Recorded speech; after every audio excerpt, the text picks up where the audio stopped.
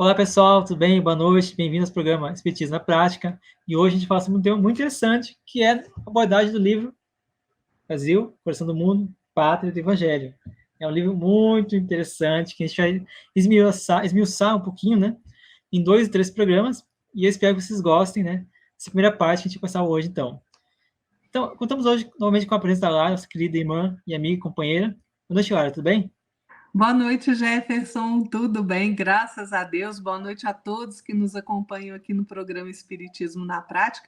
É uma alegria estar aqui, é uma alegria falar desse livro, né? Brasil, Coração do Mundo, Pátria do Evangelho, porque é um livro assim que nos dá esperança, né? Verdade, verdade. É um livro totalmente inspirador, né? Antes de começar o programa, gostaria de convidar vocês a se inscrever no canal, deixar seu like, compartilhe, comente também. É importante que você divulgue o programa de hoje, porque muitas pessoas não conhecem o livro, não sabem o que se trata esse livro. Muitos talvez tenham ouvido esse livro, né, falar sobre esse livro, mas não sabem o conteúdo. E é um livro espetacular, maravilhoso. Então, antes de começar, você tem que falar um pouquinho sobre uma passagem que é desse livro, né, da psicografia de Chico Xavier, e de autoria de Humberto Campos, passagem que eu acho muito, muito edificante, né? Vamos lá, então. E, quando no seio da passagem, repleta de aroma e de melodia, contemplavam as almas santificadas, dos orbes felizes, ou seja, espíritos felizes que vieram de outros orbes, né? Vinham na presença do Cordeiro, que é o Jesus, contemplar a paisagem, né? Da Terra aqui, naquela época de 1500, né? As maravilhas daquela terra nova, que seria mais tarde do Brasil. Desenhou-se no firmamento formadas estrelas maravilhosas, nos jardins das constelações de Deus, o mais suave de todos os símbolos, mãos erguidas para o alto, como se invocasse a bênção de seu Pai para todos os elementos daquele sol extraordinário. E bendito, exclama então Jesus, para essa terra maravilhosa e bendita, transplantada a árvore do meu evangelho, de piedade e de amor, no seu solo dadivoso, fertilíssimo, todos os povos da terra aprenderão a lei da fraternidade universal.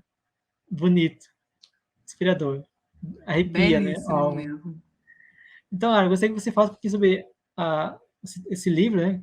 Será mesmo que o Brasil ele foi descoberto assim por acaso? Ou teve um dedinho dos espíritos amigos aí? Ah, pois é, né?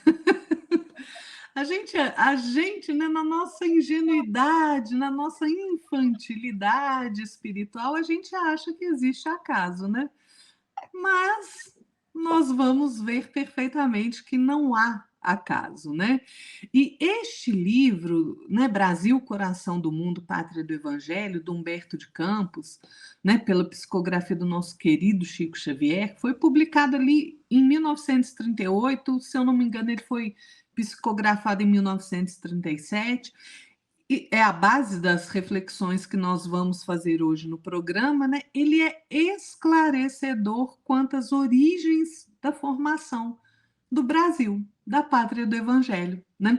Emmanuel, logo no prefácio, nos diz, né, o prefácio do livro é de Emmanuel, ele nos diz que as informações que constam dessa obra, elas foram recolhidas nas tradições do mundo espiritual, né, nos registros cósmicos, né?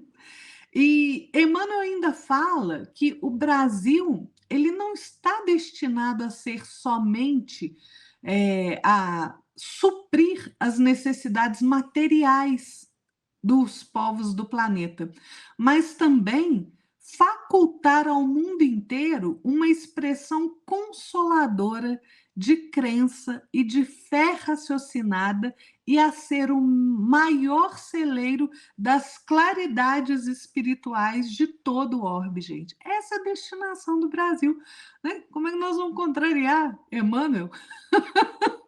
Não, não tem a menor possibilidade, né, Jefferson?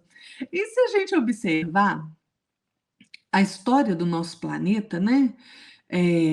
Nós tivemos povos que tiveram o seu grande momento, né? A Grécia, a Roma antiga, né, que como elementos primordiais ali da origem da civilização ocidental. Portugal e Espanha, que expandiram seu domínio com várias colônias na América, né? O mesmo se deu com a França, com a Inglaterra. Mas esses povos, eles atestaram, vamos dizer assim, o progresso pelas expressões materiais, que são transitórias, né? Pelo domínio material. O Brasil, ele vai ter o seu grande momento de contribuição na vida planetária a partir do entendimento da vida imortal, da vida do espírito, né? E para isso, ele vai precisar, o nosso país, representar a fonte de um pensamento novo, sem ideologia de separatividade, né? Sem esse nós contra eles, sem branco contra negro, sem nacional contra estrangeiro, sem sul contra norte, nada disso, né? Sem qualquer tipo de separatividade. E vai precisar também fortalecer os laços de fraternidade, compreendendo de vez o papel primordial da família como alicerce da sociedade. Ou seja, o Brasil ele vai precisar inundar todos os campos das atividades humanas com uma nova luz, a luz do Evangelho, né? E esse livro, gente, ele é tão maravilhoso, eu adoro esse livro. Logo no início do livro, por isso até que a gente decidiu fazer esse programa em mais partes, né, Jefferson? Por quê? Porque muitas vezes a gente lê e a gente vê muita gente falando deste livro, mas, gente, para mim, os 3 primeiros capítulos deste livro têm uma beleza ímpar. Por quê? Porque se passa a entender como a espiritualidade agiu para fazer com que o Brasil fosse descoberto e fosse um povo tão acolhedor e tão fraterno, né? Porque o povo brasileiro é acolhedor, o povo brasileiro é fraterno, tem um coração simples, né? Logo no início ali do livro, tem um diálogo de Jesus e Eliú, que é um dos seus mensageiros, e é uma parte que me emociona, sabe, Jefferson? Porque é o relato de quando Jesus, lá no último quarto do século XIV, quis fazer uma das suas visitas ali, né? O final do século XIV, depois de 1350, né? Ele quis fazer uma das suas visitas ali periódicas à Terra, então é relatado que o mestre Jesus transpôs entre as imensas distâncias, né, de onde ele estava até a Terra, e vai clarificando ali, iluminando o caminho cheio de trevas, né?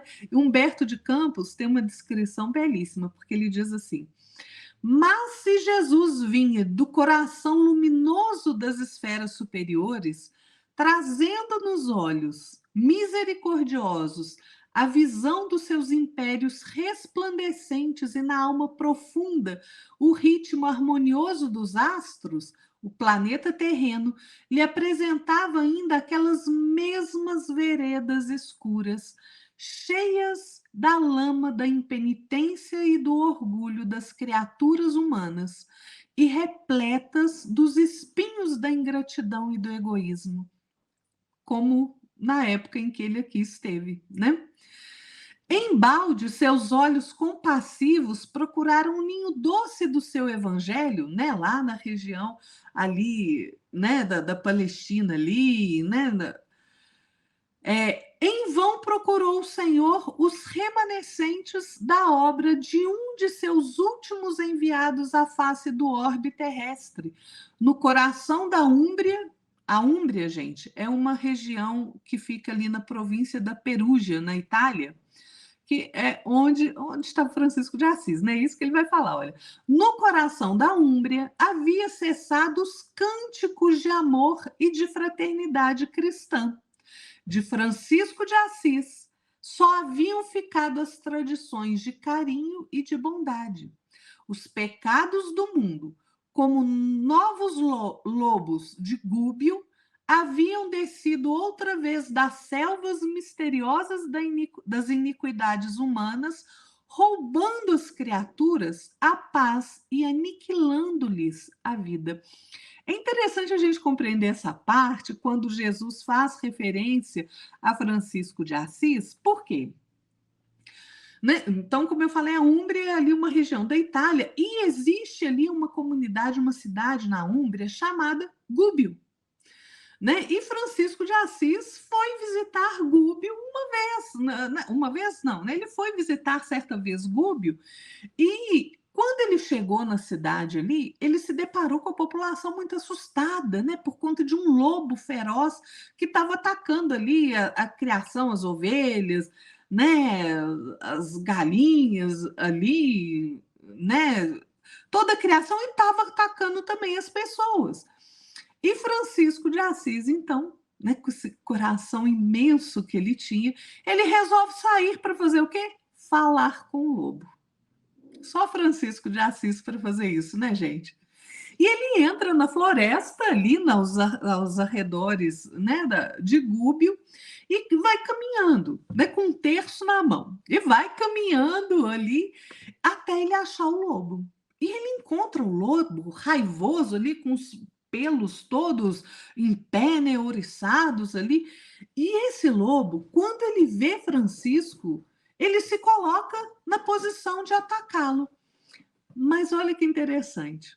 O lobo percebe o amor e as intenções boas de Francisco de Assis.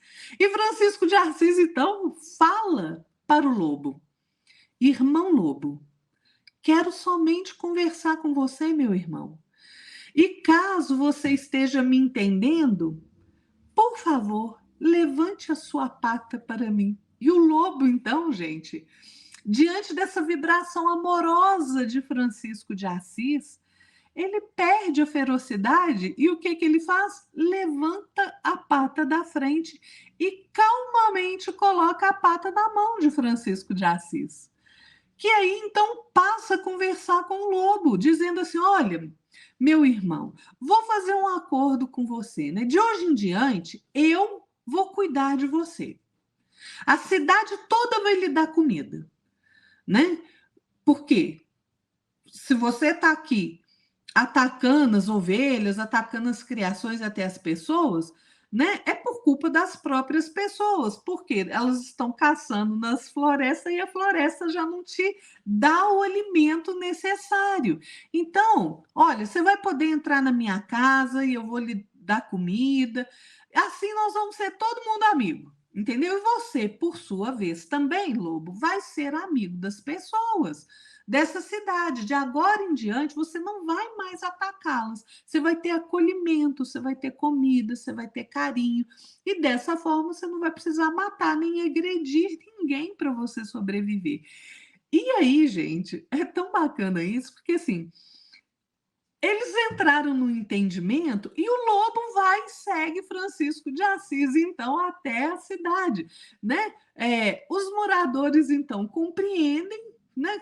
Francisco de Assis conversa com eles, eles abandonam a raiva, né? A vontade de matar o lobo ali que eles estavam e passam, como Francisco de Assis, a chamar o lobo de irmão lobo. Quando o animal morre de velhice, gente, a cidade entrou num pesar profundo, como se fosse alguém da família que tivesse morrido, né? Por quê? Porque eles perceberam no olhar do lobo o mesmo amor de Francisco de Assis. Olha que coisa maravilhosa, né? Então, assim, é uma história belíssima. É a referência ao amor de Francisco de Assis, né? E a essa capacidade dele levar entendimento onde havia discórdia, né? É que Jesus se refere, né? Porque o lobo tirou a paz das pessoas ali em Gúbio, mas Francisco de Assis foi lá restabelecer a paz naquele lugar.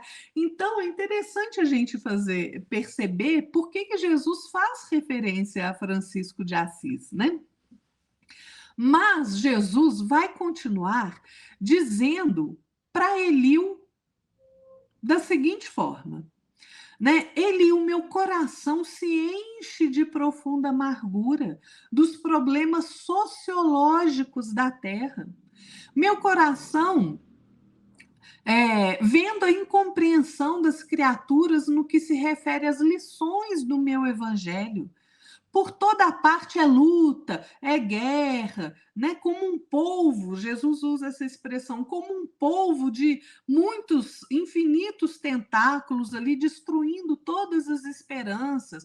Porque nessa época, gente, estava tendo muita guerra para todo lado no planeta ali, né, na Europa, ali nessa região ali da Ásia, estava tendo guerra demais. Então, o que acontece? Jesus vendo isso, né, ali no Oriente, Jesus vendo isso, fala assim: olha, eu recomendei aos homens que se amassem como irmãos, mas o que eu vejo é que eles estão tendo ali movimentos impetuosos, se aniquilando uns aos outros, né? Como Caíns desvairados, né? Fazendo referência a Caim, né? Que mata Abel.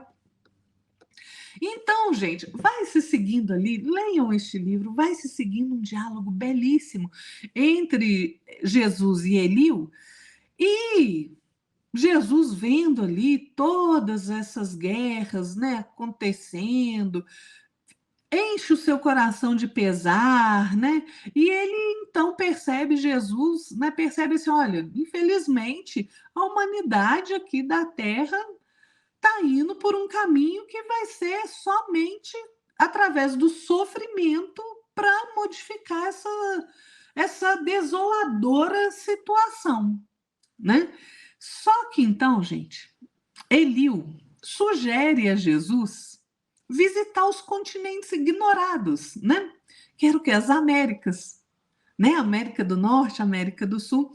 Para quê? Para que Jesus instalasse o pensamento cristão dentro das doutrinas de amor e liberdade aqui nas Américas, né? Então, Jesus chegou, gente, para visitar a Terra com uma caravana de espíritos luminosos. Parte essa caravana seguindo Jesus para cá, para o continente americano, né? E aí Jesus pergunta para Eliú assim, né? Ele, onde que fica esse local aí, né? Onde você enxerga o símbolo da redenção humana? E Eliú fala assim, é mais para o sul, Senhor, é mais para o sul, é lá, né? Ou seja, no lugar onde vai ser o Brasil futuramente, né? E, gente, é tão bonito o que Jesus fala, né? Porque Jesus vai, quando vê, ele fala assim: olha, para esta terra, é o que o Jefferson falou no início, para esta terra maravilhosa e bendita será transplantada a árvore do meu evangelho de piedade e amor.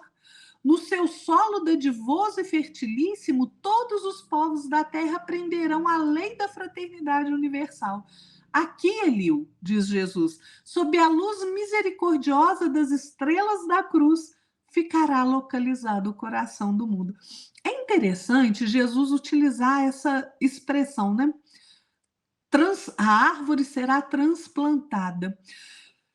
Vocês já perceberam como faz o transplante de uma árvore de um local para o outro? Vocês já viram isso acontecendo? Né? Porque o comum é assim, né? Você tem a semente ali, a muda vai lá e planta aquela mudinha, a muda cresce, né? É filha daquela árvore, mas não foi isso. Jesus não pegou a semente né, da árvore do seu evangelho e trouxe para cá. Ele trouxe a árvore. Quando você vai transplantar a árvore, você pega raiz, tronco e copa.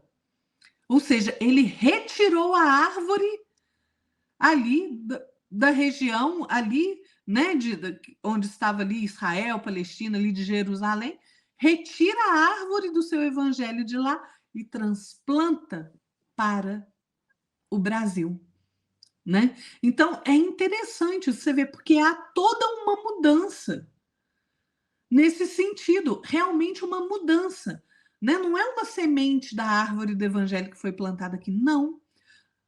A árvore do evangelho foi transplantada para o Brasil, né? E Gente, esse livro é maravilhoso. Então, Eliu, né, ele vem encarnar na Terra em 1934 como Henrique de Sagres, que é filho de Dom João I e Dona Filipa de Lancastre, né? Dom João I era o rei de Portugal à época, e ele fica conhecido como Infante de Sagre, né? O, o que é infante, gente? Infante em Portugal e na Espanha, na época ali das monarquias, esse título de infante era dado para o filho do rei, que não era o, o herdeiro da coroa, né? Ele não era o filho mais velho. Então, ele era um infante, era como se fosse um príncipe, né? Mas Henrique de Sagres, então, gente, foi uma figura muito importante. Aliás, foi uma das figuras mais importantes, né, do início da era das descobertas ali de outras terras ali por Portugal, né? Tanto que ele ficou conhecido como Infante de Sagres ou navegador, né? E ele tinha tanta certeza, gente, Henrique de Sagres tinha tanta certeza das novas terras, né, e que elas seriam maravilhosas. Por quê? Ora, ele era Eliu, mensageiro de Jesus. Ele tinha, mesmo encarnada, a lembrança, mesmo que pálida, da a lembrança espiritual que ele tinha do Brasil, né? Então, vejam a perfeição de Deus no tocante a todas as suas leis, inclusive da reencarnação, porque um espírito mais elevado mantém as reminiscências na sua memória, mesmo que de forma intuitiva, da conversa e do que foi discutido nos planos espirituais, né?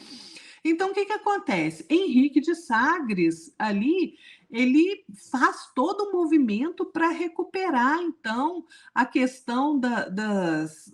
Coloca ali uma energia renovada, né, para que Portugal saia em busca de novas terras, né? E ele desencarna em 1460. E vocês acham que ele foi descansar? Não foi, não, gente. Ele começa a trabalhar novamente, né, pela causa do evangelho. Então, ele procura influenciar espiritualmente os reis de Portugal. Gente, olha a espiritualidade agindo de forma belíssima, né? O Henrique de Sagres, que é ele, fica então procura influenciar os reis de Portugal. Primeiro Dom Duarte, depois Dom Afonso V. Não teve muito sucesso com nenhum dos dois, até que ascende ao trono, então, Dom João II. E Dom João II é suscetível aos apelos de Eliu. E ele, então, vai organizar diversas expedições, né? Tanto que ele descobre ali a costa de Angola. Mas, gente, as trevas não descansam, né? Do mesmo jeito que a espiritualidade superior trabalha, intuindo aqueles que estão dispostos a fazer o bem, as trevas também atrapalham, intuindo aqueles que com elas se afinizam. E ali começa um imbróglio danado, né? Por quê? Porque muita gente aí começa a criticar. Não, não tem que fazer isso, não tem que sair para procurar nada, não. Nosso objetivo é outro. Isso são coisas muito caras, né? Essas expedições gastam muito dinheiro e tal. Mas Dom João II, ele era resoluto. E ele tinha esse espírito ali realizador, né? Então, apesar das trevas fazerem esse movimento de se unir para atrapalhar e impedir o avanço das realizações de Dom João II, eles não conseguem, apesar de que Dom João II ali passa por umas situações muito complicadas, porque o filho de Dom João II, que era um filho muito querido para ele, né, que era o príncipe Afonso, ele morre de uma forma trágica, com uma queda de cavalo, né? Ele cai do cavalo e morre num local ali em Portugal, chamado Campo de Santarém, e ali Dom João II começa a ter outras complicações ali, e ele vai, então, até morrer envenenado no ano de 1495. Só que quem ascende ao trono é Dom Manuel I, que tem o mesmo espírito aventureiro, assim, de querer conhecer coisas novas, e ele vai, então, dar continuidade a todo essas expedições que Dom João II tinha programado.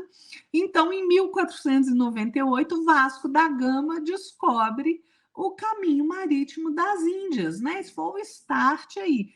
Em 8 de março de 1500, era para a expedição ali de Cabral sair de Portugal, mas aí, gente, isso não está no livro, mas uma intuição minha, né? Que as trevas trabalham novamente, né? E há um mau tempo danado, eles não podem zarpar, né? E o que acontece? Eles vão sair no dia seguinte, dia 9 de março de 1500, Cabral sai de Portugal, né?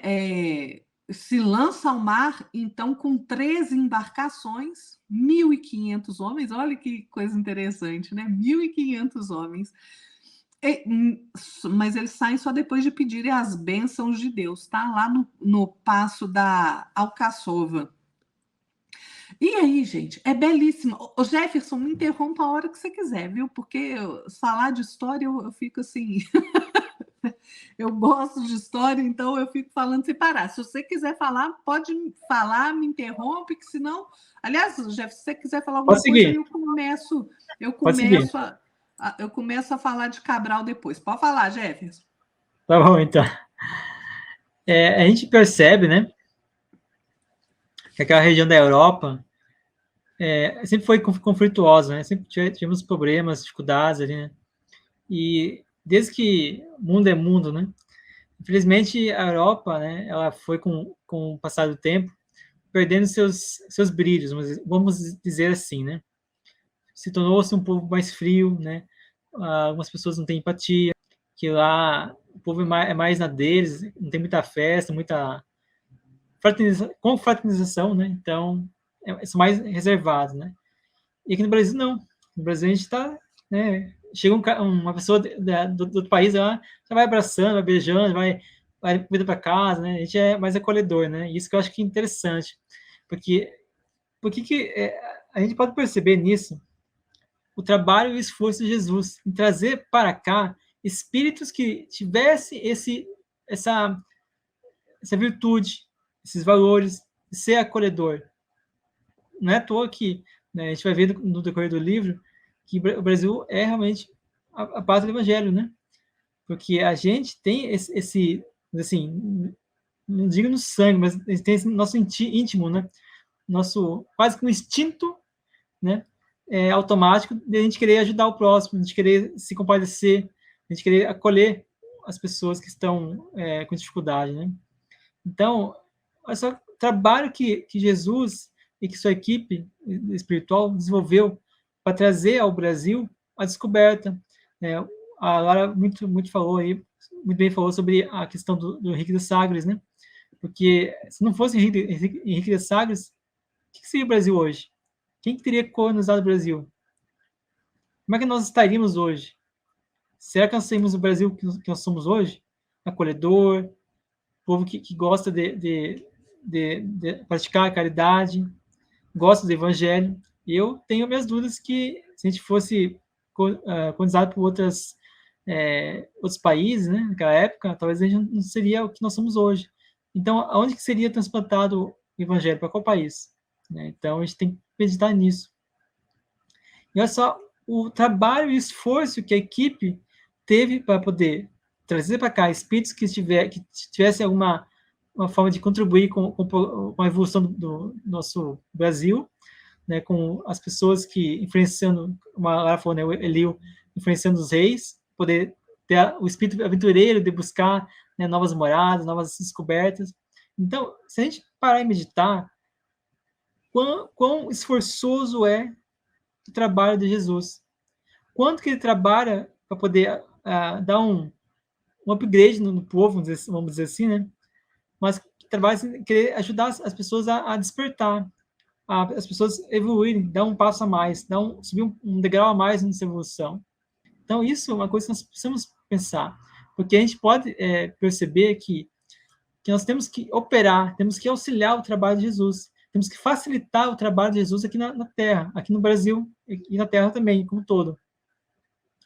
A gente vai ver, né, que o Eliu, né, Espírito Eliu, ele teve aquela conversa com Jesus, né, e Jesus fala para ele, né, que, infelizmente, não vejo senão o caminho do sofrimento para modificar tão desolada situação.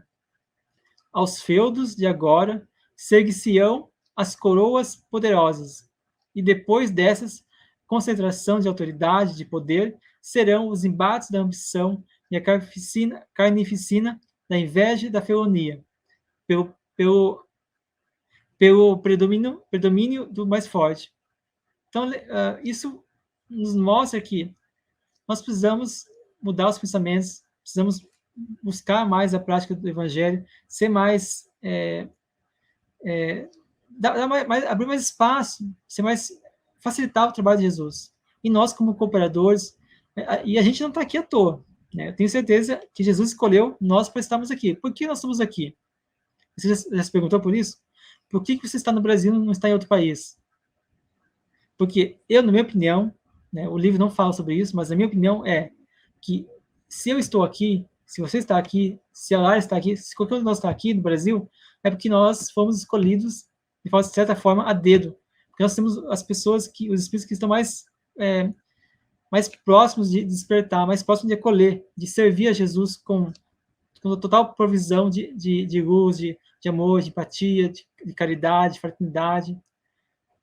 Então, acho que sim, nós precisamos realmente fazer com que o trabalho na Cidade de Jesus seja arado a terra. A gente possa fazer, então, o trabalho, né, capinando, né, tirando as ervas daninhas do terreno de Jesus. Né, nós temos que fazer essa parte, senão vai ficar complicado para Jesus trabalhar conosco aqui, né? Então, acho muito importante. Pode seguir, Lara. O Jefferson, você tem toda a razão, né? A gente tem que fazer a nossa contribuição, né, gente? Não é à toa, como o Jefferson falou, não é à toa que a gente está aqui, né? Cada um de nós tem o seu papel para cumprir e nós temos, né, que ter um entendimento que é nosso dever cumprir o nosso papel, onde a gente é chamado a atuar, né? Foi isso que Cabral fez, né?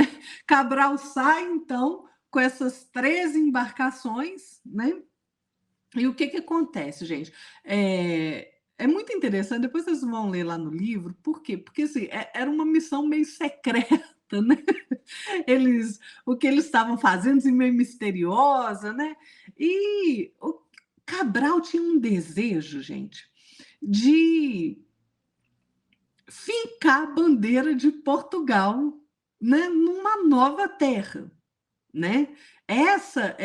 Esse era o desejo ali que animava o seu íntimo, né? De levar a bandeira de Portugal, né, à Terra Nova. E esse desejo de Cabral vai então criar um ambiente favorável para que ele seja sugestionado pelo plano invisível, né? Henrique de Sagres, né, Eliu, que está no plano espiritual, aproveita essa oportunidade para intuir. Então, Cabral, né, chama ali as falanges de navegadores do infinito que vão se desdobrar ali naquelas embarcações, né, naquelas caravelas ali, e para poder atuar em conjunto para que os planos de Jesus se consolidassem, né? Então, assim, o que acontece? Gente, todos nós, né? A gente sabe que todos nós temos mediunidade. Então, assim, em maior ou menor grau. Então, assim, a espiritualidade aproveita qualquer oportunidade para poder atuar, né? E o que eles fazem? Cabral passa, então, a ter uns sonhos muito estranhos, sobrenaturais mesmo, né? Então, ele fica ali tendo uma ideia ali de ir para uma orientação ali meio desconhecida. Ele então, o que ele faz, né? Os caminhos das Índias ali são abandonados em meio a uma calmaria intensa que se deu ali no mar, né? Que não foi por acaso, né? E há então ali nos corações ali da tripulação, de todos os membros da tripulação, uma certa angústia, né? Por quê? Porque o pavor do desconhecido empolga as almas, gente. Porque essas pessoas, para se lançarem ao mar assim, gente, são homens rudes, na verdade, mas que têm um espírito aventureiro, né? Então, o que acontece? Dá essa calmaria, mas vem a assistência do mundo espiritual, né? E derrama ali sobre esses corações que estavam ali angustiados da tripulação um novo ânimo, né? Dando esperança a eles. O que vai acontecer então? Eles são então vêm chegando para a costa do Brasil. E o que acontece, gente? Cabral, então, avista ali, né? Começa a avistar ali os píncaros da terra do cruzeiro. E em algumas horas eles conseguem, então, chegar a uma praia imensa, acolhedora, né? Onde que eles chegaram, gente? Lá em Porto Seguro, né? Então, assim, os índios, os habitantes naturais daqui, olha, até a gente vê como a espiritualidade funciona, gente, porque assim, os índios que habitavam o Brasil, eles não estavam aqui em expiação, eles estavam aqui em prova, né? Espíritos que queriam vivenciar a simplicidade, eles estavam aqui em prova e não em expiação, né? Então eles recebem ali, são muito mais cordiais, né, do que essas tribos de canibais, né, que a gente vê em certos lugares aí. Então eles recebem esses navegantes como se fossem ali irmãos, gente. Então, vieram alguns religiosos, né? O Frei Henrique de Coimbra, que era confessor de Dom João II, olha o entrelaçamento da história. Ele era o confessor de Dom João II. Ele, então, ali profere a palavra de Deus, que é ouvida ali por todos, com uma humildade, até pelos índios, com uma humildade, uma veneração, né? Os índios não entendiam patavinas que estava sendo falado, mas a vibração das palavras, a amorosidade, né? Daquela emoção de chegar numa nova terra, gente, toma conta, né? Então, assim, o que os índios fazem? Colocam ali as habitações deles, rústicas, né? Mas eles colocam ali esses homens, né? Diferente deles ali, trazem ele para dentro das habitações deles ali, né? E Pero Vaz de Caminha, né? Ele que era o escrivão da frota, e Diogo Dias estavam, né? Claro que Diogo Dias, gente, era um navegante irmão de Bartolomeu Dias, que foi o primeiro europeu a contornar o Cabo da Boa Esperança, né? Então, o Pero Vaz de Caminha conta que Diogo dançou ali com os índios nas areias de Porto Seguro, né? Celebrando então essa ocasião, essa descoberta, né? Onde foi estabelecido ali o primeiro banquete da fraternidade, né? O Humberto de Campos coloca assim: na terra de Vera Cruz, né? Então Cabral realiza o seu desejo íntimo, finca as bandeiras das quinas, né, que é como é conhecida a bandeira de Portugal, finca a bandeira das quinas, desfralda as bandeiras de Portugal gloriosamente aqui no Brasil, né, para onde havia sido transplantada a árvore de amor e bondade e piedade de Jesus. E a contraparte espiritual também estava ali em festa, né, porque finalmente se concretizou aquilo que Jesus queria que acontecesse. Gente, Jesus é o governador espiritual da Terra, né?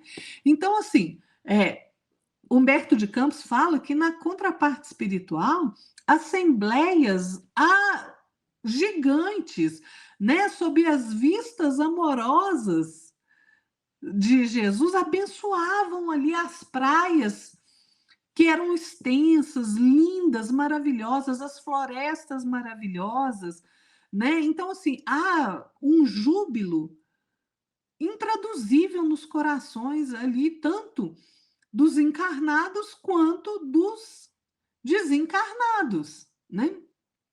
E aí, gente, Henrique de Sagres, né, Eliu, né, que era o antigo mensageiro ali de Jesus, ele se sente tão feliz por aquilo ter se concretizado, né?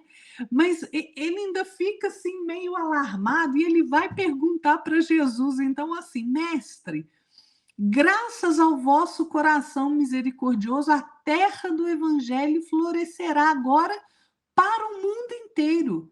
Dai-nos a vossa bênção, para que possamos velar pela sua tranquilidade no seio da pirataria de todos os séculos. Olha o que Eliu já estava prevendo, porque o Brasil é uma terra exuberante, cheia de riquezas, né?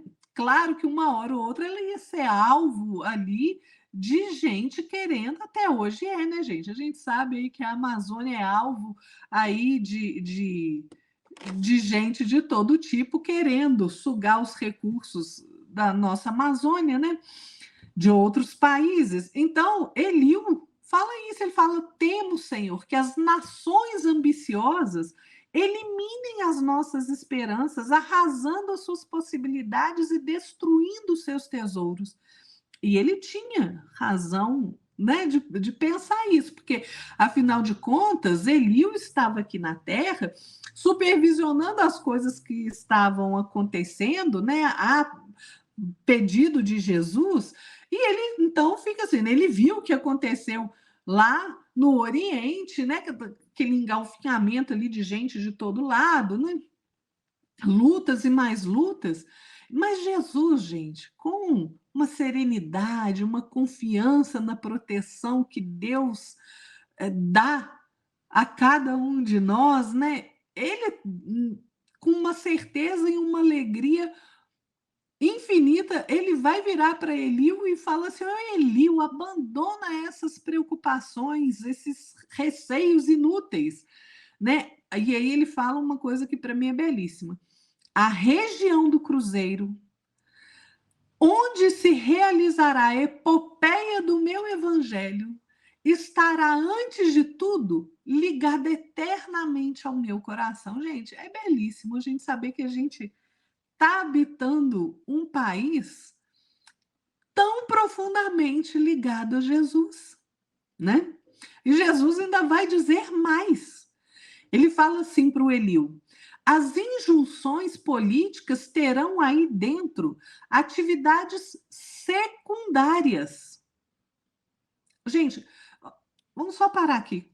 Um país, né, todos os países, ele tem ali a sua política, que é geralmente a primeira coisa. O papel político é primordial, porque ele vai dirigir a nação para um lado e para o outro. Olha o que Jesus fala.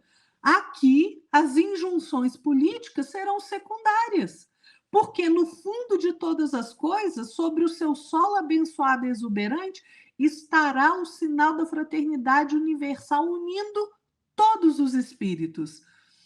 Gente, o Brasil recebe gente de toda parte, desde que foi descoberto, né?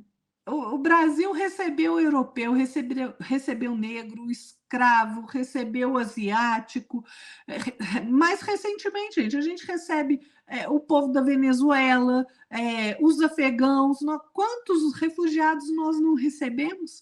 O povo brasileiro é acolhedor por natureza.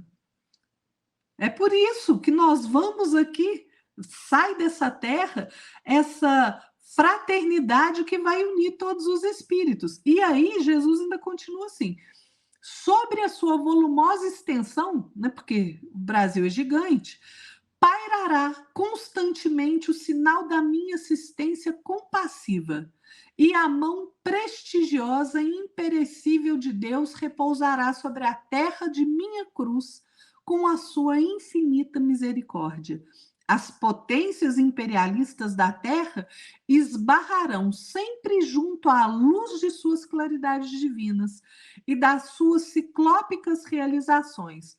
Antes de o estar aos homens, é ao meu coração que ela se encontra ligada eternamente. Gente, isso nos dá uma esperança de que os dias do Brasil serão infinitamente melhores, porque nós estamos ligados diretamente ao coração de Jesus. Essa terra está ligada diretamente ao coração do nosso mestre, né? E então, Humberto de Campos vai contar, né, que havia clarões no céu ali, estranhos, né, como uma bênção divina, aquele momento que estava acontecendo ali, né, a chegada de Cabral ao solo brasileiro, né?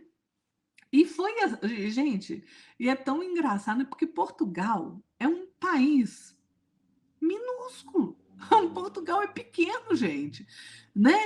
E você vê, o que acontece? Mesmo assim, sendo um país minúsculo, né? Embora Portugal estivesse muito ligado ali a essas questões das riquezas das Índias, né?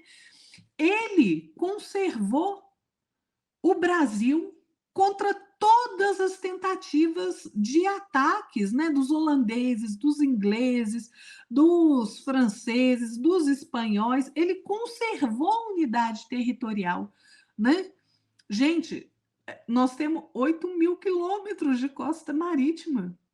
É imenso o Brasil, né? Assim, Humberto de Campos vai falar que nunca houve um exemplo como esse em toda a história do mundo, né? Então, assim, a Espanha teve suas colônias ali, o que aconteceu com elas? Elas se fragmentaram, né? As colônias espanholas se fragmentaram ali em torno de 20 outras repúblicas, né? Na América do Norte, o que aconteceu? Os estados americanos ali, também gigante, mas o que aconteceu? Eles anexaram outras terras ali à base de luta e de conquista, né? Mas só o Brasil, gente, conseguiu guardar ali como se ele fosse indivisível na América, né? Apesar de todos os embates políticos de todos os tempos.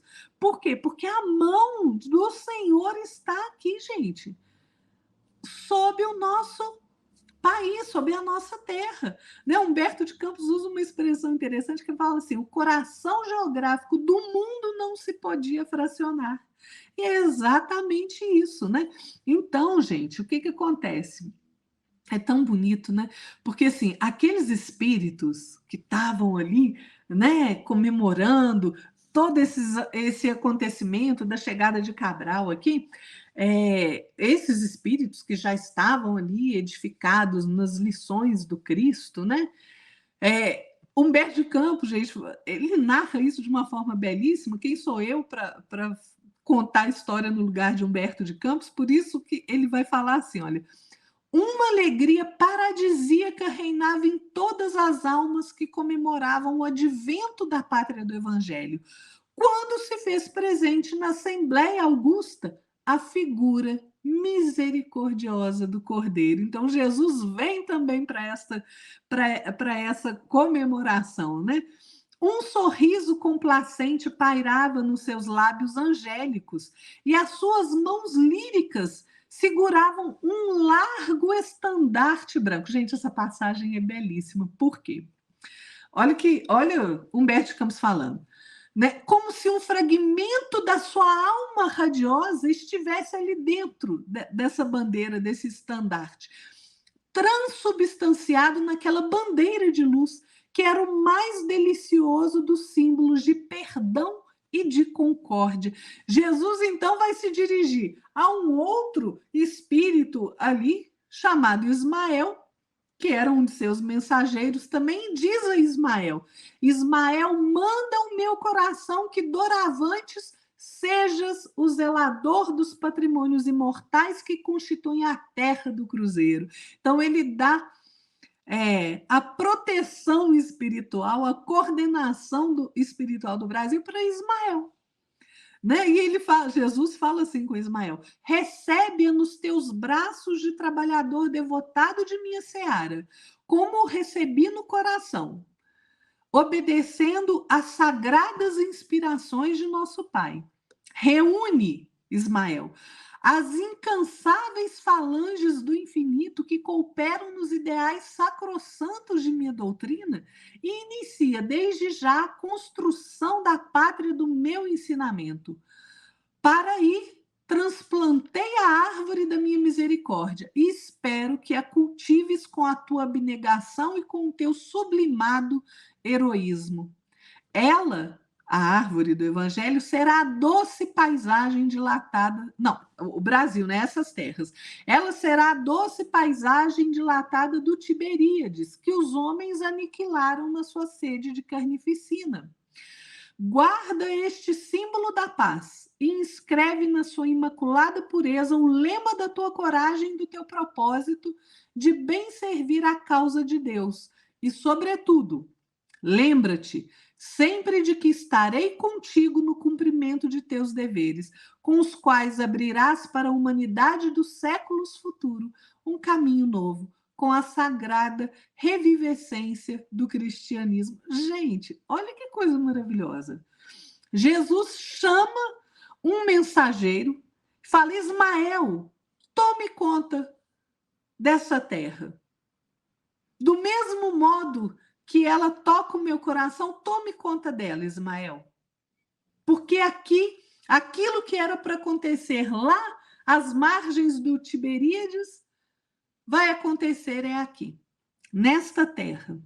E Ismael recebe, então, gente, esse ladro, né, essa bandeira bendita das mãos compassivas de Jesus, né, cheio de lágrimas, claro, numa emoção tremenda, né, lágrimas de reconhecimento. E como o Humberto de Campos vai falar assim, né, e como se estivesse em ação um impulso secreto de sua vontade, eis que a bandeira suave tem agora uma insígnia. Na sua branca substância, uma tinta celeste esculpira o lema imortal: Deus, Cristo e caridade. Então, gente, é belíssimo. É belíssimo. Ismael desce, então, à terra, não é reencarnar, ele desce aqui, né, mais próximo à terra, onde ele vai estabelecer, então, o seu campo de trabalho. E nessa hora, gente, né, que a frota de Cabral estava ali, né, o que acontece? Uma coisa muito interessante.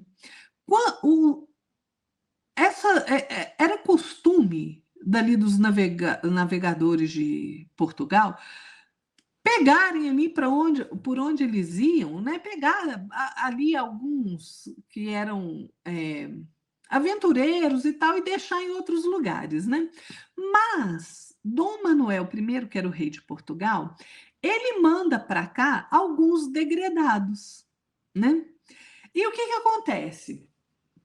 Esses degredados, então, na hora que Cabral voltou ali saiu dessa confraternização e os navegantes ali voltam, então, para as caravelas, o que acontece? Eles deixam ali desesperadamente chorando 2 degredados, né? Eles deixam 2 que estão ali chorando em desespero, querendo ir embora, nadar de volta ali para não, como é que eles iam ficar ali numa terra desconhecida e tal, né? Aliás, gente, eles deixaram 20, mas 2 estavam tão comovidos, né, que à medida que os navegadores ali iam se afastando, um desses que estavam mais desesperados ali, né, o que acontece? Ele era o Afonso Ribeiro. O Afonso Ribeiro, ele foi o primeiro degredado para o Brasil. E, gente, isso foi registrado por Pero Vaz de Caminha, tá? Em 1500, que ele deixou o que ele deixou o Afonso Ribeiro aqui como degredado, porque ele foi condenado ao desterro, né? porque falaram que ele roubou, traiu e um punhado de coisa. Então, o Afonso Ribeiro, o que ele faz? Ele vai ali para a praia, pega uma embarcação dos índios ali, uma embarcação assim, muito rudimentar, uma piroga, e o que ele faz? Ele vai, então, para o mar ali, porque falou, é preferível morrer do que eu ficar aqui nessa terra aqui, que só a gente aqui sem saber nada. E o que acontece? As caravelas vão se afastando, ele vai olhando ali, vai vendo que ele não vai chegar em lugar nenhum, mesmo se ele chegasse lá nos caravelas, eles não iam deixar ele subir a bordo. Então, ele anseia pela morte. Né? O que acontece? Gente, é tão bonita essa parte, porque o Afonso Ribeiro tinha entrado em tanto desespero, chorado tanto, né? Então ele estava ali com os olhos inchados e ele contempla então aquela imensidade do oceano, a imensidade daquele céu e espera a morte. E ele pede então, faz ali uma última oração e pede: Jesus, tende piedade da minha amargura, enviai a morte ao meu espírito desterrado, sou inocente, Senhor. E ele era inocente mesmo. E padeço a tirania da injustiça dos homens. Mas se a traição e a covardia me arrebataram de minha pátria, ele era de Portugal, afastando dos meus olhos as paisagens queridas e os afetos mais santos do meu coração, essas mesmas calúnias não me separaram da vossa misericórdia. Olha que coisa maravilhosa, gente. Nesse instante que ele faz essa pequena oração, pedindo esse socorro ao mestre, o que acontece? Ele sente ali revigorar o espírito, né? Ele nasce uma esperança ali no seu íntimo, no seu âmago, e ele então quer voltar ali para a costa, mas ele já está distante. E aí, gente, é como se fosse realmente um milagre, né? Humberto de Campos descreve assim, como se fosse um milagre, a jangada vai retornando para a praia. Né? Apesar das ondas tentarem arrebatar essa pequena embarcação, né? Como se fosse uma canoinha, parecia que uma força misteriosa estava conduzindo esse barquinho ali para a terra de volta, né? Onde o coração do Afonso ai, gente, esqueci o nome, do Afonso Ribeiro, e encontrar, então, um novo alento, uma nova família, né? Era Ismael, gente, que havia realizado seu primeiro feito nas terras de Vera Cruz, né? Ele trouxe um náufrago inocente para as bases da sociedade fraterna do povo, e isso é muito emblemático, né? Ele estava obedecendo às divinas ordens ali de Jesus, né? Porque, gente, Humberto de Campos vai dizer assim, olha, primeiro surgiram os índios, né, na questão do Brasil, que eram simples de coração, mas como eu falei, gente, os índios não estavam em expiação, eles estavam em prova, né? Eles não eram espíritos primitivos, não, tá? Os índios, eles estavam em provação. Em segundo lugar, diz Humberto de Campos, chegavam os sedentos da justiça divina e mais tarde viriam os escravos, como a expressão dos humildes e dos aflitos para a formação da alma coletiva de um povo bem-aventurado por sua brandura e fraternidade. Naqueles dias longínquos de 1500, já se ouviam no Brasil os ecos suaves e doces do Sermão da Montanha. A gente percebe que a espiritualidade vai atuando de uma forma tão inteligente e que, olha a ideia de Jesus, pegou os índios, os silvícolas, né, que estavam aqui em provação, vivenciando a simplicidade, né?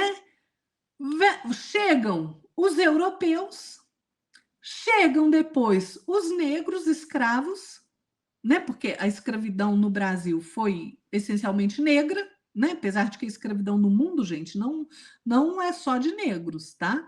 A escravidão abrangeu diversos povos europeus, inclusive, eram escravizados por muçulmanos.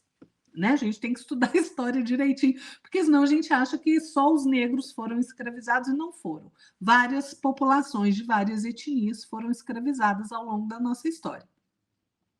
Então, o que acontece? Viria todo esse povo diferente fazendo uma miscigenação saudável para o crescimento de uma coletividade voltada para a bondade, para o amor, para que este país floresça e seja, então, representante realmente do Evangelho de Jesus. Né? Mas o que acontece? Vamos voltar lá para os acontecimentos. Dom Manuel recebe, então, a notícia. Descobriram umas terras novas lá. Só que, gente, ele não deu muita bola, não, né? Como a gente diz aqui em Minas, não deu muita ideia para isso, não. Por quê? Porque a cabeça dele ali estava muito voltada para os tesouros das Índias, né? Porque Lisboa, naquele tempo, era por conta desses tesouros, né? Desse comércio ali que ele estabeleceu com as Índias, era uma das mais poderosas cidades marítimas na Europa.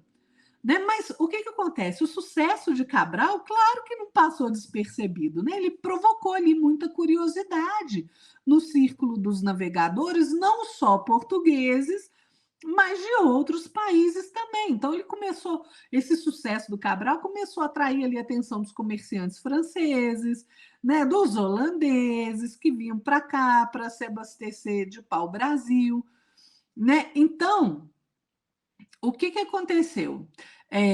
Como eu falei antes, as embarcações portuguesas, quando elas vinham da Índia, principalmente, né, que era ali Calicut era o centro maior, né, eles traziam grande número ali de pessoas, de aventureiros ou de exilados, né, de desterrados, como o Dom Manuel I fez com o Afonso Ribeiro. E aí, muitos desses eram abandonados aqui no litoral do Brasil, né? Mas isso também aconteceu por influxo dos espíritos. Por quê? Porque essas criaturas exiladas, abandonadas aqui, elas vinham como verdadeiros batedores humildes à frente de outros trabalhadores que viriam mais tarde para desbravar esse continental país que é o Brasil, né? E aí o tempo vai passando, Dom Manuel ele continua lá com os olhinhos dele lá focado nas Índias, né? E não dá muita bola para o Brasil, mas o que acontece? No entorno dele ali, né, aquelas pessoas ali da corte começavam então ali a falar, ó, nossa, essas terras que a gente descobriu lá estão abandonadas, a gente tem que estabelecer lá uma colônia, senão a gente vai perder essas terras, né? Então, gente, o Dom Manuel, ele é compelido, né, ele forçosamente a providenciar a primeira expedição oficial, né, para colocar ali as armas de Portugal nas praias brasileiras, né? Que era o significado disso era isso aqui é minha colônia, não bota o pé cá não, que aqui é de Portugal, né? E assim ele prepara a primeira expedição, então, né? Que é de Gonçalo Coelho, que Gonçalo Coelho comandou ali as primeiras expedições exploratórias, né? Nas terras descobertas por Portugal, veio com ele Américo Vespúcio, né? E o que acontece? Quando eles chegam ali no litoral baiano, né? O Gonçalo Coelho ele organiza a primeira feitoria, né? A feitoria de Santa Cruz, né? Que foi o primeiro núcleo de civilização ocidental aqui nas terras brasileiras, né? Então, assim, o nome do país aqui agora era Terra de Santa Cruz, né? Foi assim que ficou conhecido nos documentos oficiais, né? E aí, gente, o Américo Vespúcio também era um cara meio doido. O que ele faz? Ele se abandona, então, em aventuras ali e vai para o interior da colônia, né? Vai desbravar ali, porque ele quer ser conhecido como um grande expedicionário, né? E ele vai, então, lançando ali os marcos de Portugal ao longo ali da costa brasileira, né? O que acontece, gente? Vão acontecendo assim essas expedições, né? Essas movimentações até assim dentro do próprio território mesmo. né? Eles chegam lá no Rio de Janeiro, né? Tem o nome ali de Rio de Janeiro, porque eles achavam que era um rio e era janeiro, né? Por isso que eles botaram o nome de Rio de Janeiro, né? Que tinha uma paisagem ali magnífica. Eles fundam ali uma nova feitoria, né? A Feitoria da Carioca, né? E gente, era uma coisa muito interessante que foi acontecendo, né? Mas Dom Manuel ali, ele se limitou a permitir só o estabelecimento de feiras de pau-brasil, né? Aqui na colônia portuguesa, então, né? E aí, gente, o que aconteceu? De Portugal, diz Humberto de Campos, somente aportavam no Brasil de vez em quando alguns aventureiros e degredados, né, obedecendo a um apelo inexplicável e desconhecido. Olha a espiritualidade atuando aí junto às pessoas, intuindo novamente, né, que as pessoas viessem aqui para o Brasil.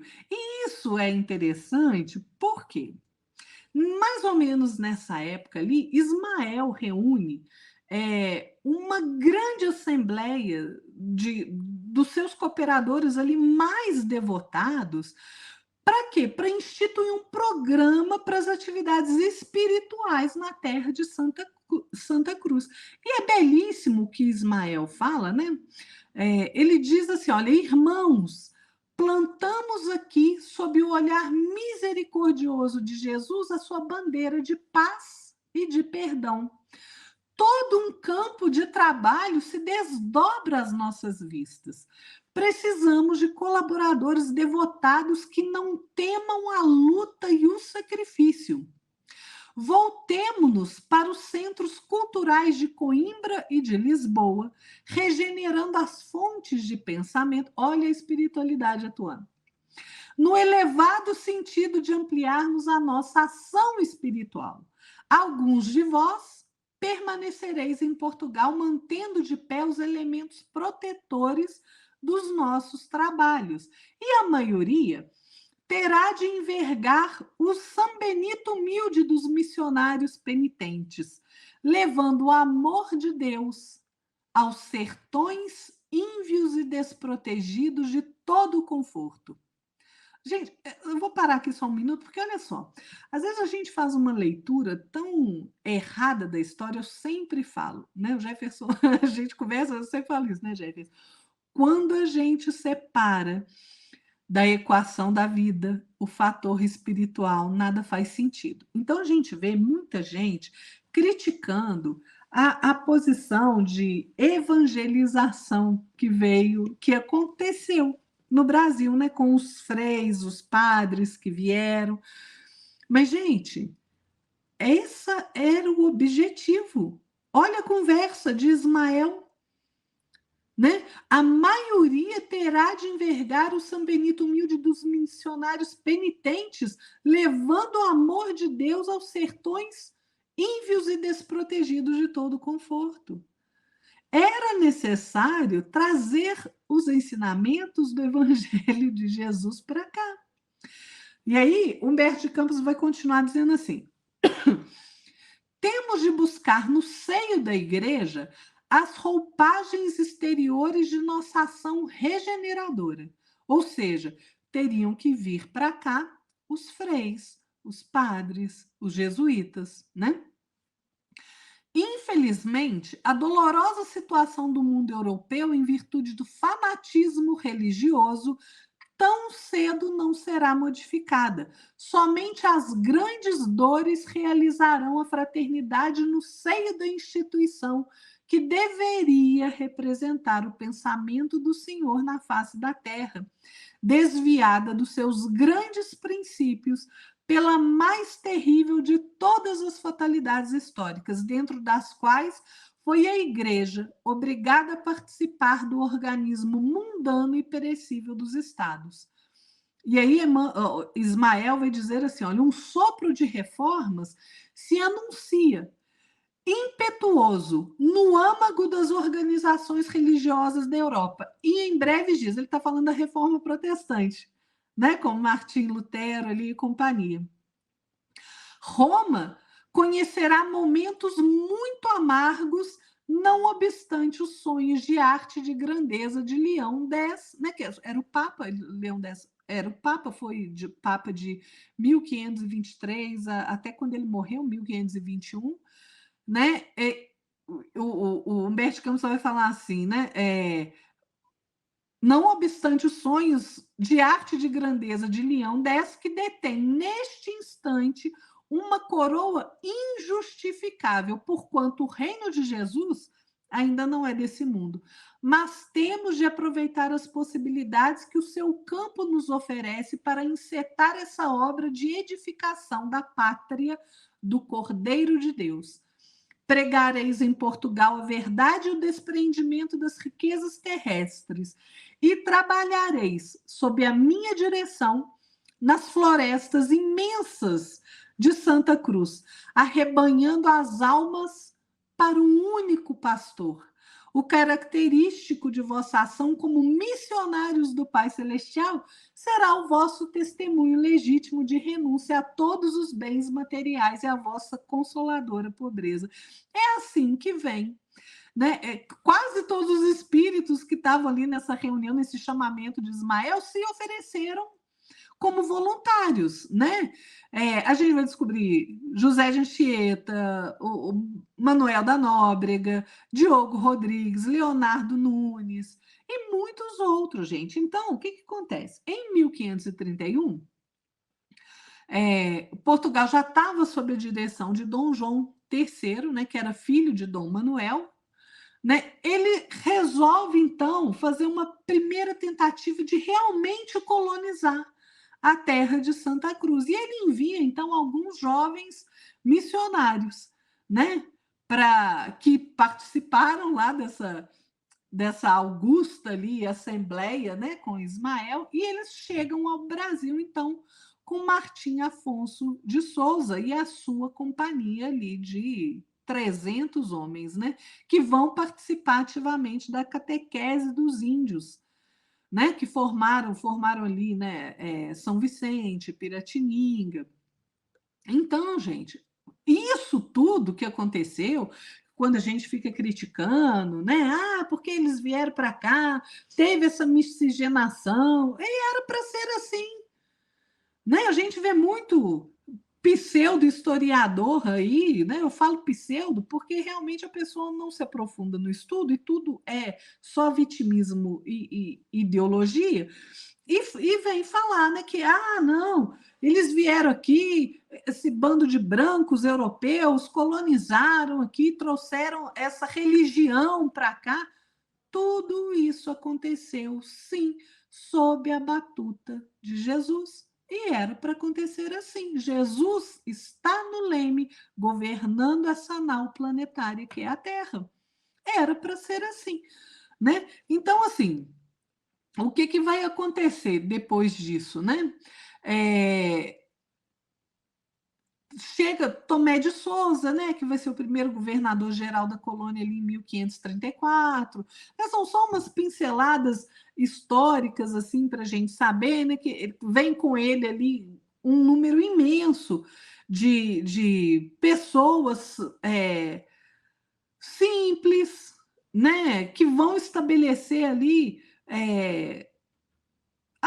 realmente a população ali europeia ali para colonizar, né? Isso, gente, vai estabelecer novos elementos de progresso e vai dar início ali na cidade de Salvador, né? Porque Tomé de Souza ali aporta ali em Porto Seguro, né? Aí veio Anchieta, em 1553 veio Duarte da Costa, né? E muitos outros, gente. Por quê? Porque era preciso desenvolver os núcleos de civilização aqui no Brasil, né? Então foi preciso todo esse movimento, né? Tem alguns historiadores que falam ali, até um apontamento que Humberto de Campos faz, né? Com muita severidade ali acerca desses missionários, desses jesuítas que vieram, né? Que às vezes tiveram mesmo que tomar atitude extrema no meio ali das tribos, né? Mas, gente, São espíritos que vieram aqui em grande sacrifício, né? Olha o que o Humberto de Campos vai falar do Anchieta. Anchieta aliou no mundo a suprema ternura, essa energia realizadora. Porque, gente, se fosse alguém assim que não tivesse esse perfil de ir fazer, realizar com mais, ser mais bravio mesmo, nada ia acontecer, não, gente. Né? Se você fosse ali um mosca morta e tal, né? Não ia acontecer.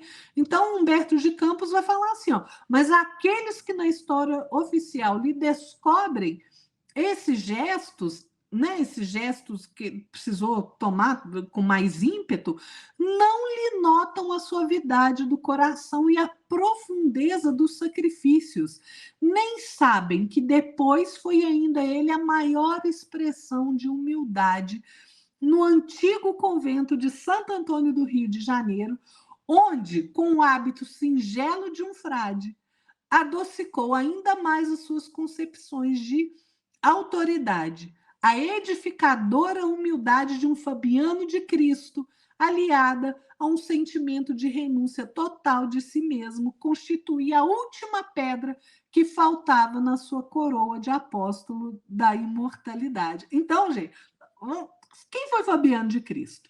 Fabiano de Cristo é peculiar a gente falar, por quê? Ele não tinha esse nome, ele era João Barbosa, né? O Fabiano de Cristo ele pegou esse nome depois, quando ele virou ali um frade, né, da ordem dos frades menores, né? O que acontecia? Ele era de uma família ali que era muito abastada, né? Mas na época que ele veio para o Brasil, ele estava ali sofrendo umas limitações financeiras. Então, o que acontece? Ele resolve, vou lá para essa terra nova lá, né? Resumindo a história, né, gente? Ele vem para essa terra. E o que acontece? Ele vai para Paraty, né? E ele resolve, gente, ele já vem para o Brasil muito rico, né? E o que acontece? Tem uma casa enorme, né? Ele decide abrir um comércio aqui que em pouco tempo deu muito retorno financeiro para ele, mas ele não deixava de auxiliar os mais necessitados. Então, um dia, o que acontece?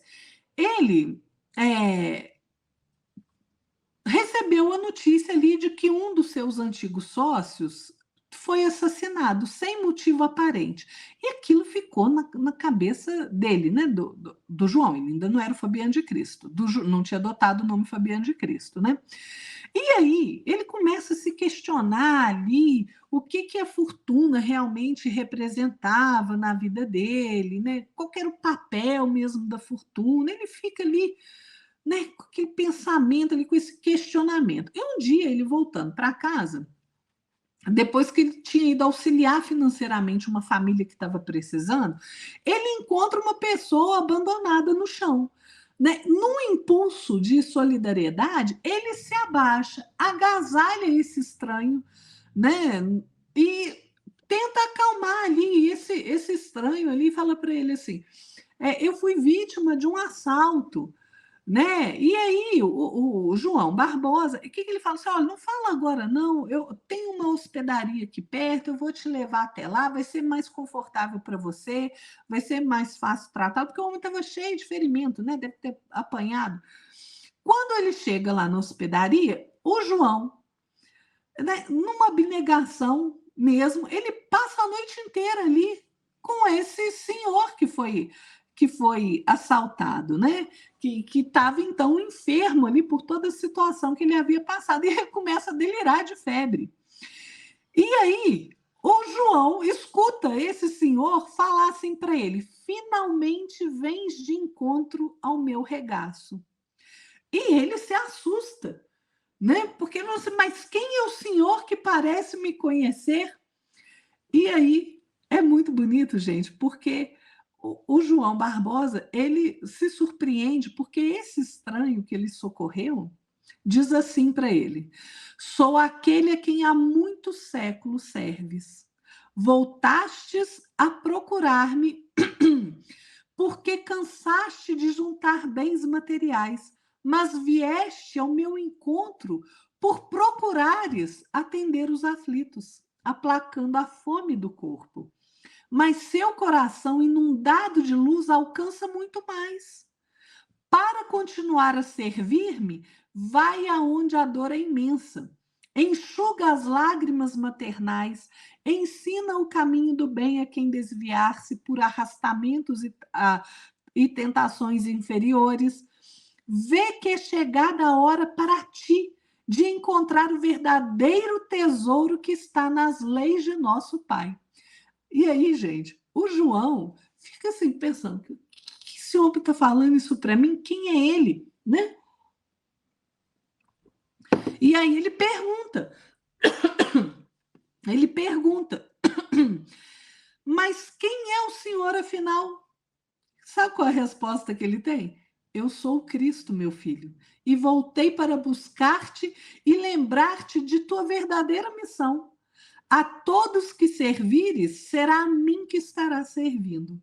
Portanto, dá tudo o que tens e terá vida eterna.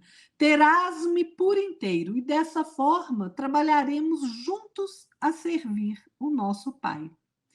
E ali João, então, cai em prantos com essa palavra ali daquele doente que estava para ele delirando, né?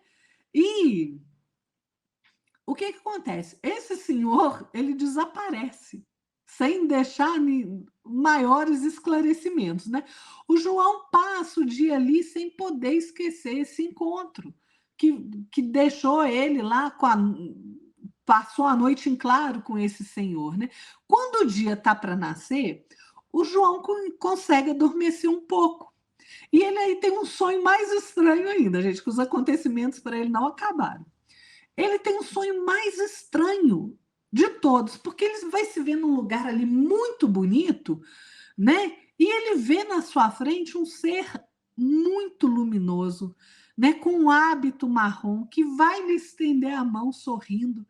E ele reconhece a figura, Francisco de Assis. Olha como Francisco de Assis está interligado nessa história do Brasil, gente.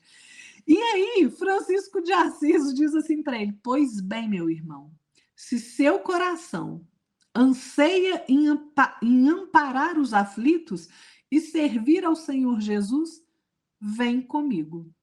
E aí João retruca assim: mas tenho que despojar-me dos bens terrenos? E aí Francisco vai falar para ele: os bens da vida eterna é que devem ser entesourados, Barbosa, né? Porque ele é de João Barbosa. De agora em diante, o evangelho será o seu tesouro maior. Não percas mais tempo, aplica-o na prática da caridade maior entre todos. Tu não precisará mais percorrer muitos lugares para falar de paz e do amor do Cristo, porque ele fazia isso, né? Muitos irão procurar-te e irás orientá-lo para que encontrem o reino de Deus, para que trabalhes com tranquilidade. O teu trabalho será de cargo singelo, o teu coração nutrir-se-á de paciência e resignação, o teu corpo sofrerá para que liberto seja o teu espírito das tentações da carne. Ô, gente, essas palavras de Francisco de Assis, né, tocam ele de uma maneira tão profunda, e ele acorda assustado, assim, mas tomado por uma paz indizível, intraduzível. E ele surge na mente do João Barbosa, então, a imagem do convento de São Bernardino de Sena. E ele, então, ali tem a certeza absoluta de que ele deveria se entregar ao Cristo. E ele, então, vai para esse convento, né, e tudo, e passa, então, a adotar o nome de Fabiano de Cristo. A história dele, gente, é muito bacana, né? Eu falei aqui rapidamente, porque né, nós já ultrapassamos e muito o nosso tempo aí, mas você vê a qualidade dos espíritos que foram sendo trazidos para cá. Né? Que a gente acha que era só gente interesseira, isso, aquilo, mas foram espíritos que tiveram oportunidade de transformações íntimas, morais, muito significativas, né? Então, vejam, nisso tudo, nós temos só um problema com essa questão de Brasil e Portugal, porque Dom João III instaurou a Inquisição em Portugal, né? Essa coisa mais sinistra ali. Então, vieram muitos jesuítas para cá, para o Brasil, né? Humberto de Campos vai falar o seguinte, que essa infelicidade, né, de Portugal ali ter instaurado esse processo inquisitorial, né, gente? O período da Inquisição foi um período muito negro, né? Para aqueles que se diziam seguidores de Cristo, representantes de Jesus na Terra, né? Então, o Humberto de Campos vai dizer assim: olha, os falsos sacerdotes poderiam continuar massacrando em nome do Senhor, que é a misericórdia suprema.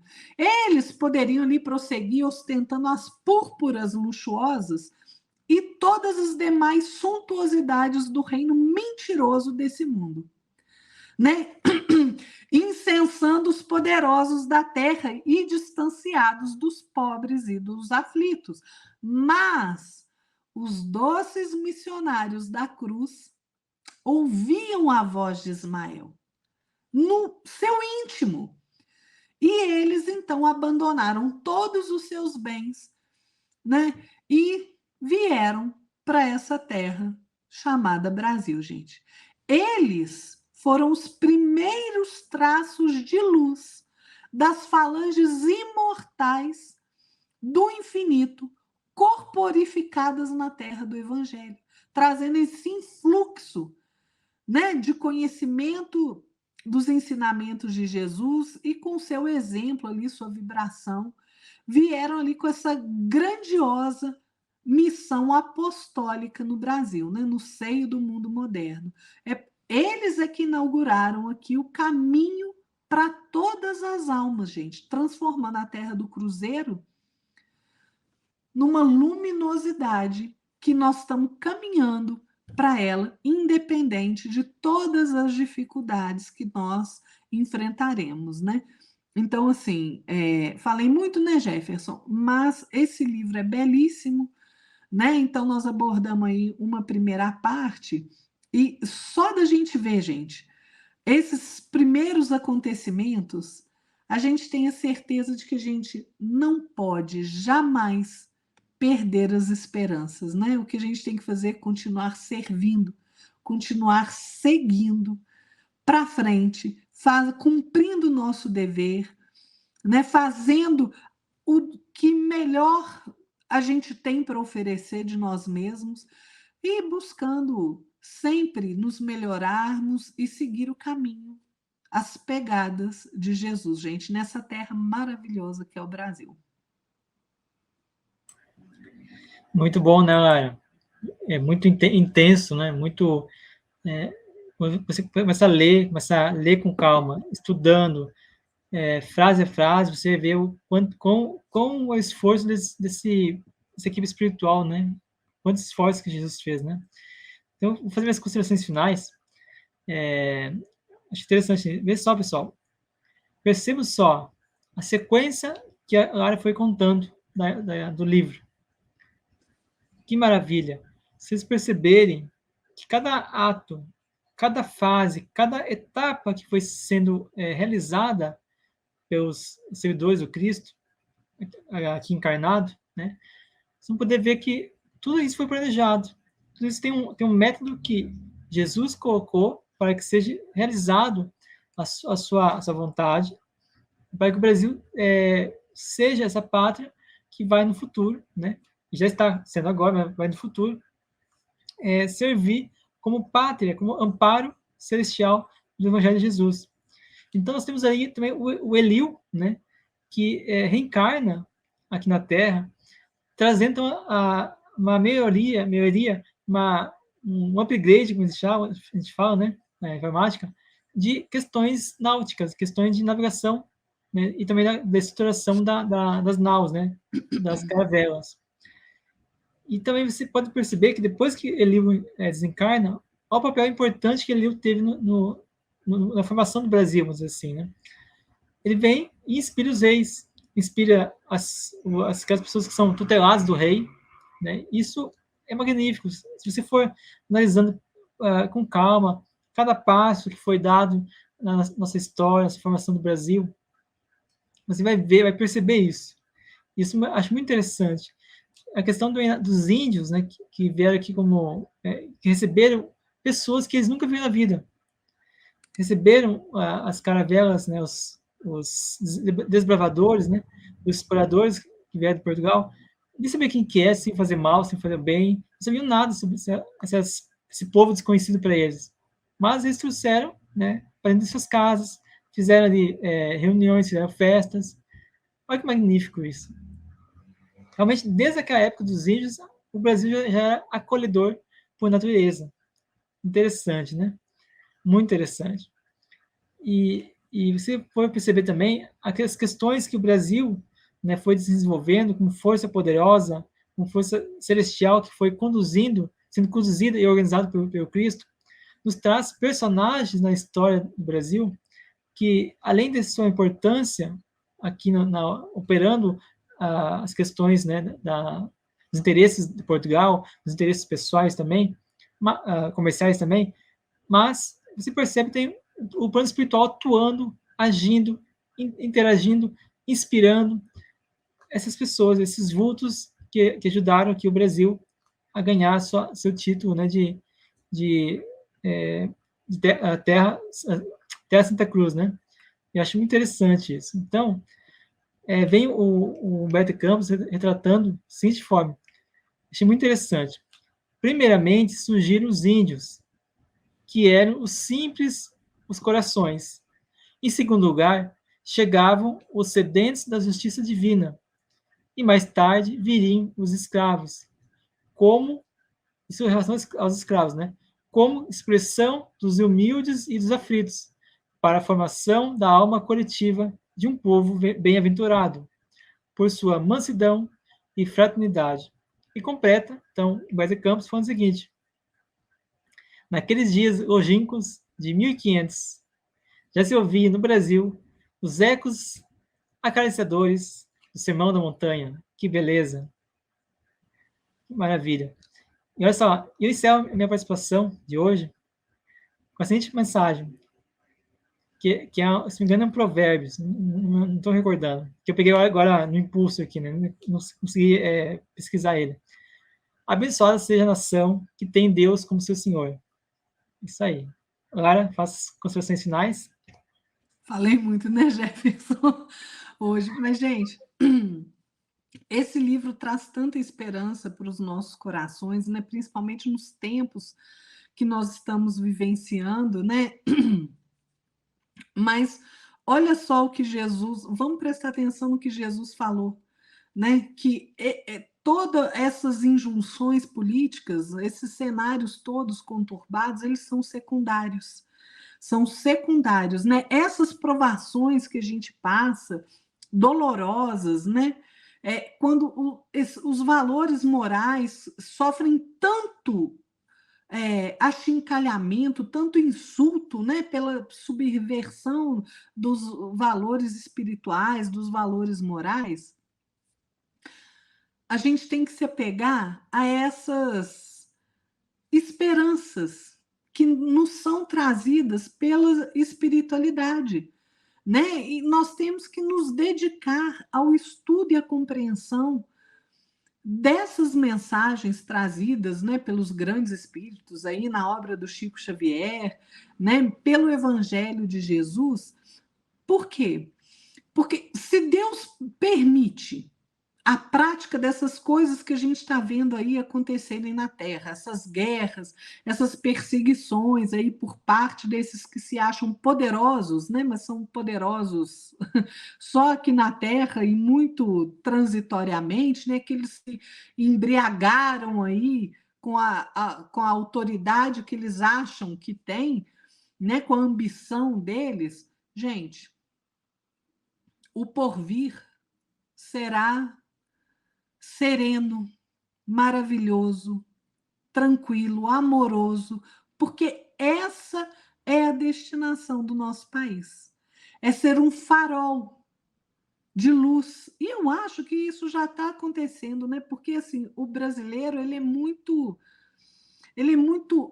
espiritualizado, né? Independente ali da religião que ele exerça, mas assim, as lições do Evangelho de Jesus têm um apelo, alcançam muito o âmago da grande parte do povo brasileiro. Né? Então, assim, é como se renascesse realmente o Evangelho, as palavras doces do Cristo. Então, vamos ter esperança, gente. Vamos ter esperança, vamos compreender bem que nós não estamos desamparados. A espiritualidade aí trabalha de uma forma muito intensa. O que a gente precisa é nos colocarmos abertos à sugestão dos espíritos superiores para que a gente faça um bom trabalho, né? Ou seja, a gente tem que lembrar também que para a gente receber essas boas inspirações, a gente tem que estar numa boa vibração, né? Ou seja, no caminho do bem, no caminho do amor, né? Seguindo, cumprindo o nosso dever. Vamos ter esperança, gente. Vamos ter esperança, porque o nosso Brasil tem um papel muito importante. É verdade, olha. Chico já falou isso várias vezes, né? Aqui tem aqui numa tela aqui, ó. Jesus está no leme. Jesus sempre está no leme. Não percamos esperança, porque se naquela época, né, que foi formado o Brasil estava difícil, não é agora que a gente vai, né, perder a esperança, perder a fé, porque Jesus sempre estará conosco, nos conduzindo, nos guiando. E é isso que nos importa. Fazer nossa parte, praticando o evangelho, sendo cordial, sendo fiel, sendo fraterno, sendo pessoa caridosa, seguindo os ensinamentos do evangelho, a gente vai ajudar Jesus vai facilitar o trabalho de Jesus aqui na Terra e também no Brasil. É Salmo 33, 12, tá, que eu falei aqui, que feliz é a nação cujo Deus é o Senhor. Então, pessoal, para a gente poder encerrar aqui, gostaria de agradecer a sua participação, a sua visita aqui. Tá? A gente vai ter a segunda parte, terceira parte. É importante que você venha no próximo domingo, tá? Que a gente vai aí abordar mais trechos dessa obra, que é maravilhosa, é uma obra que inspiradora, que para mim foi a obra que mais cresceu sobre o Brasil. Né? Então, o Humberto de Campos, eu sou suspeito de falar, porque eu gosto muito do Humberto de Campos. Né? E eu convido você, então, para vir no próximo domingo, para acompanhar a segunda parte do nosso programa aí. Boa noite, Lara. Até mais. Boa noite, Jefferson. É só complementar uma coisa aqui que eu não sei se eu falei. Gente, porque eu citei Fabiano de Cristo, né? Fabiano de Cristo é reencarnação de José de Anchieta, né? É isso Gente, aí. boa noite, Jefferson. Muito obrigada. Você que esteve conosco aqui. Fiquem todos na paz de nosso Senhor Jesus Cristo. Até a próxima, gente. Até mais, pessoal. Fiquem na paz do Senhor Jesus e não se esqueçam, jamais devemos perder a fé e a confiança, porque Deus, Jesus, está no leme. Até mais.